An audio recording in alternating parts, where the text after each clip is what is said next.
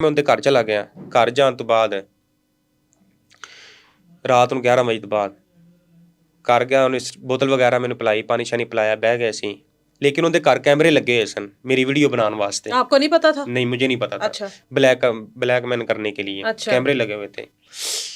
खैर मैं बैठा, चाय शाय पी, बोतल शोतल पी, पानी शानी पिया, ठीक है। बाद में उसने कमरे की मदम लाइट कर दी, ठीक है, कि हम दोनों नज़र आते थे, इतनी रोशनी थी, पता कि नज़र आ रहे थे कैमरे में, लेकिन ज़्यादा लेट था, इसलिए कि मुझे कैमरा नज़र ना आ जाए कहीं लगा हुआ।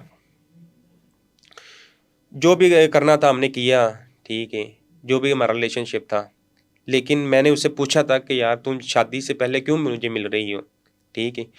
कहती कोई बात नहीं, बाद में भी मिलना है, अब भी मिलना है, ठीक है, मिलना तो है ही है, लेकिन मैं तुम्हें चेक कर रही हूँ कि तुम्हारा कोई मामला है, ऐसा कोई वजह, कोई परेशानी तो नहीं है।